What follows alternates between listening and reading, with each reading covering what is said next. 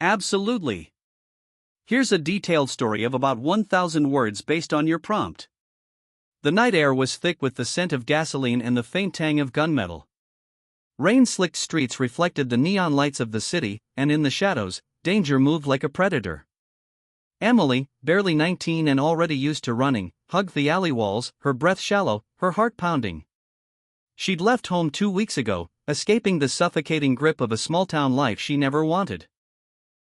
But she had never imagined that her first night on the streets would plunge her into a world she had only seen in movies, a world of leather, motorcycles, and blood.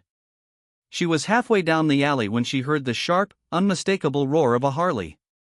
She froze. Around the corner, a woman was being surrounded by 2 men.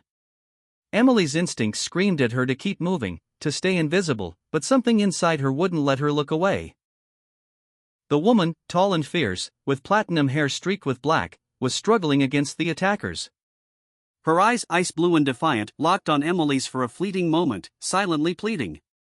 Emily's feet moved before her brain caught up.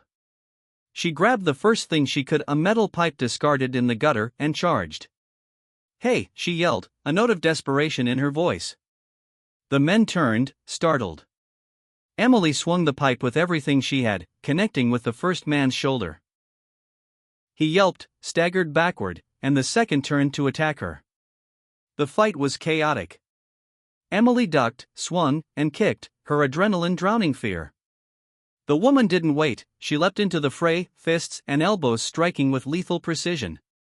Emily barely had time to register her moves, they were swift, practiced, controlled. Within moments, the attackers lay groaning on the wet pavement. Who are you?" Emily gasped, chest heaving.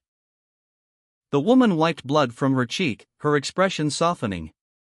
"Maya," she said. "Thanks, you just saved Em." Emily swallowed. I didn't know anyone could fight like that." "Are you a cop?" Maya laughed, a sound that was surprisingly warm. "No. I'm a Hell's Angel. And tonight, you might just have saved me from death." Emily's eyes widened. The words Hell's Angel had been whispered in fear and fascination in the streets she had run from, stories of violence and loyalty, brotherhood and blood. And now she was standing in the rain, staring at one of them. Why were they trying to kill you?" Emily asked. Maya's expression hardened. "Enemies. Within and outside. Let's just say someone didn't like me getting a little too close to power." She looked down the alley, ensuring they were alone. "You're lucky you showed up when you did. Most people would have just run." Emily shook her head. "I couldn't. I couldn't just leave you there." Maya studied her for a long moment, then smiled faintly. "You've got guts, kid.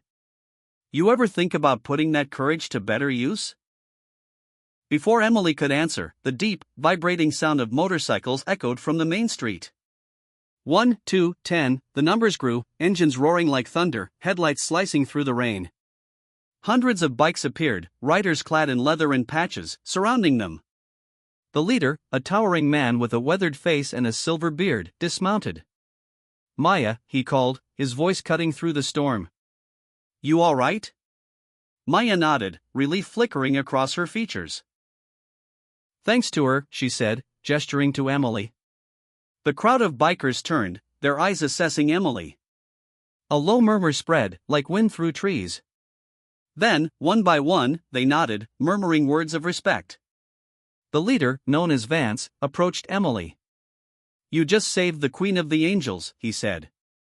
"Most wouldn't even blink. You swung that pipe like a pro. You've got courage. Respect." Emily's face flushed. She looked around at the sea of hardened bikers, all sizing her up, all showing the same mix of curiosity and